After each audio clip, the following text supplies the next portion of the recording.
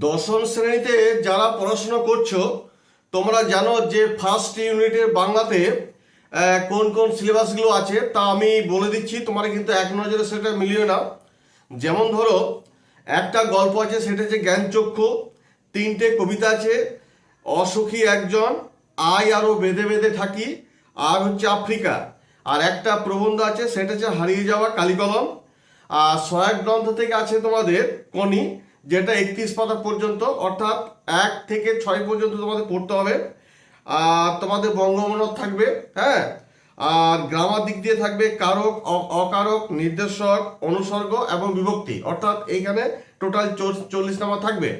তো আমি এর আগে কিন্তু যে একটি গল্প জ্ঞানচক্ষু তার কিন্তু কতগুলো এসে কিন্তু আলোচনা করে দিয়েছিলাম। আর আলোচনা করেছিলাম একটি একটি একটি কবিতা আলোচনা করেছিলাম, সেটা হচ্ছে অসুখী একজন, এসে আলোচনা করেছিলাম। তো যারা এই ভিডিওটি দেখোনি তারা কিন্তু অবশ্যই দেখে নিও, কারণ তোমাদের এই যে এসএকিউগুলো বলে দিয়েছি সেগুলো যদি তোমরা করে নাও, ওইগুলো কিন্তু এমসিকিউ কাজ হয়ে যাবে।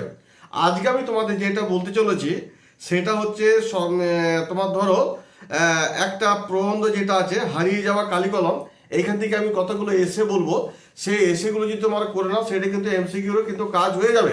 অতএব তোমরা কিন্তু খাতায় কিন্তু নোট করে নেবে।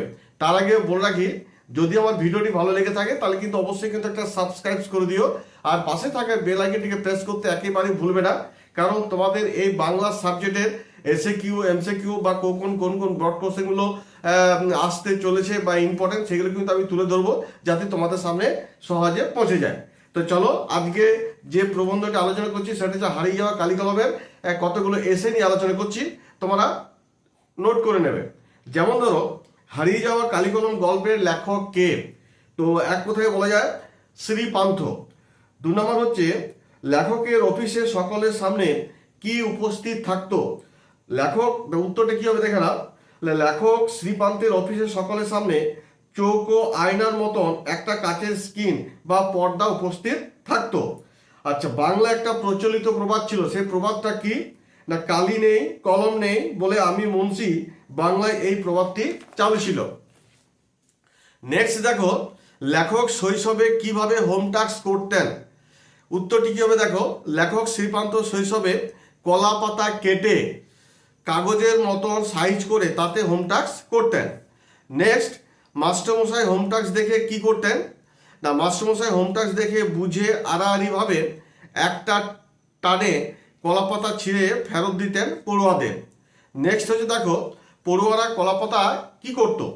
না, পড়ুয়ারা লেখালেখি কলার পাতাটি স্কুল থেকে ফেরার পথে কোনো একটা পুকুরে ফেলে দিয়ে আসতো। নেক্সট হচ্ছে দেখো, কিভাবে লেখকরা কালি বানাতেন? এটা কিন্তু খুব ভেরি ভেরি ইম্পর্টেন্ট, এটা কিন্তু ভালো কিছু করবে। তো কাঠের উনুনে রান্না করা কড়াইয়ের যে কালি লেগে থাকতো তা লাউ পাতা দিয়ে ঘষে তুলে একটি পাথরের বাটিতে জলে গুলে তাতে হরতকি ঘষে ও আতপ চাল ভাজা বাটা মিশিয়ে কালি তৈরি হতো। এবার ধরো যে স্টাইলাস কার পোশাকি নাম? এটাও ইম্পর্টেন্ট। না, ব্রোঞ্জের শলাকার পোশাকির নাম হচ্ছে স্টাইলাস। নেক্সট হচ্ছে, চীনারা চিরকাল কিসে লিখে এসেছেন? না, চীনারা চিরকাল তুলিতে লিখে এসেছেন। নেক্সট হচ্ছে, পালকের কলমের ইংরেজি নাম কি? এটাও ইম্পর্টেন্ট। না, পালকের কলমের ইংরেজি নাম হচ্ছে কুইল। এবার ধরো, বাবু কুইল ড্রাইভার্স বলতে কে এবং কাদের? না, লর্ড কার্জন বাঙালি সাংবাদিকদের গরম গরম ইংরেজি দেখে তাদের বলতেন বাবু কুইলস ড্রাইভার্স। পণ্ডিতরা কোথায় কলম গুঁজে রাখতেন? না, কানে গুঁজে রাখতেন। নেক্সট হচ্ছে দেখো, লেখক শেষ পর্যন্ত কোন পেন কিনেছিলেন? শ্রীপান্ত প্রণীত হারিয়ে যাওয়া কালিকলম নামাঙ্কিত প্রবন্ধে দেখা যায় লেখক শেষ পর্যন্ত পাইলট পেন কিনেছিলেন। নেক্সট হচ্ছে, কাচের দোয়াতে লেখকরা কিভাবে কালি বানাতেন? এটাও কিন্তু ইম্পর্টেন্ট। না, সুখ্যাত লেখক শ্রীপান্ত প্রণীত হারিয়ে যাওয়া কালিকলম নামাঙ্কিত প্রবন্ধ থেকে আমরা জানতে পারি যে কাচের দোয়াতে লেখকরা কালি বানাতেন বড়ি বা ট্যাবলেট গুলে লাল, নীল ইত্যাদি রঙের কালি দ্বারা তৈরি করতেন। নেক্সট হচ্ছে যে লেখকদের সময় তৈরি কালির কি নাম ছিল? দেখো, লেখকদের সুখ্যাত লেখক শ্রীপান্ত প্রণীত হারিয়ে যাওয়া কালিকলম নামাঙ্কিত প্রবন্ধ থেকে জানতে পারি লেখকদের সময় বাহারি এবং সব নামের কালি কিন্তু পাওয়া যেত। যেমন ধরো কাজল কালি আর একটা সুলেখা কালি। আচ্ছা, এবার ধরো নেক্সট যে কোশ্চেনটি, হঠাৎ করে দোয়াত কালি উধাও হয়ে গেল কেন? না, শিক্ষিত ঘরে কিংবা অফিসে আদালতে টেবিল থেকে উধাও হয়ে গিয়েছিল জোড়া দোয়াত কলম, সেগুলো সাজিয়ে রাখার আসবাব হয়েছিল।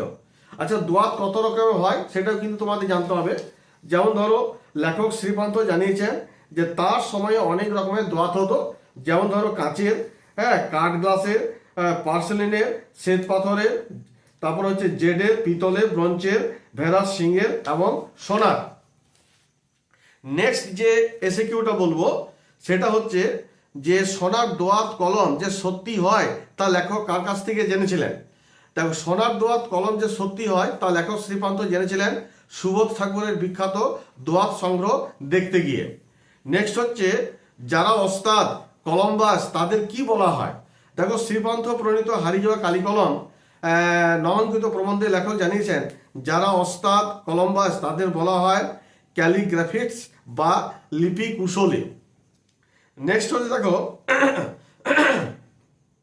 একমাত্র কে টাইপরাইটার লিখে গেছেন? দেখো, একমাত্র টাইপরাইটারে লিখে গেছেন বিখ্যাত লেখক অন্নদাশঙ্কর রায়।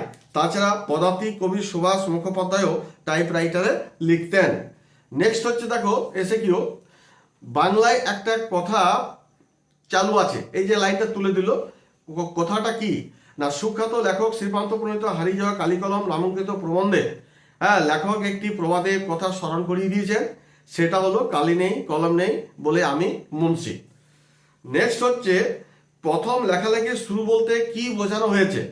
না, প্রথম লেখালেখি শুরু বলতে বাঁশের কলম, মাটির দোয়াত, ঘরের তৈরি কলপাতা ইত্যাদি বোঝানো হয়েছে। নেক্সট হচ্ছে দেখো, রোমান সম্রাটের নাম কি? না, রোমান সম্রাটের নাম হচ্ছে জুলিয়াস সিজার।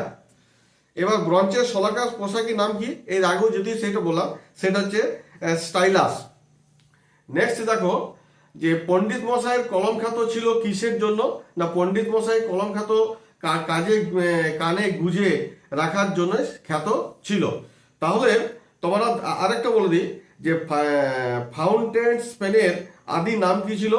না, ফাউন্টেন স্পেনের আদি নাম ছিল রিজার্ভা। তাহলে এই যে তোমাদের শর্ট কোশ্চেনগুলো বা এসএকিউগুলো তোমাদের সামনে তুলে ধরলাম, আশা করি এইখান থেকে যদি এগুলো তোমার ঠিক মতো যদি নোট করো এবং যদি পড়ো তাহলে কিন্তু অনেক কিছু জেনে যাবে। এবং এইখান থেকে কিন্তু তোমার এসএকিউগুলো যদি তোমাদের করা থাকে তাহলে কিন্তু এমসিকিউগুলো কিন্তু করতে পারবে। যাই হোক, তবে কিন্তু বলবো যে প্রবন্ধটা কিন্তু বারবার ভালো করে রিডিং পড়বে, তাহলে তোমাদের এসএকিউ বা এমসিকিউ করতে কোনো অসুবিধা হবে না। তো তোমাদের সিলেবাসে যে সমস্ত কবিতাগুলো আছে বা যে প্রবন্ধ বা গদ্যগুলো আছে সেগুলো প্রথমে আমি এসএকিউগুলো আলোচনা করব, তারপর তোমাদের কোন কোন ব্রড কোশ্চেনগুলো আসতে পারে ফার্স্ট ইউনিটে সেগুলো নিয়ে আলোচনা করব। যাই হোক, ভিডিওটি যদি ভালো লেগে থাকে তাহলে অবশ্যই একটা লাইক করে দিও। তোমরা সকলে ভালো থাকো, ধন্যবাদ।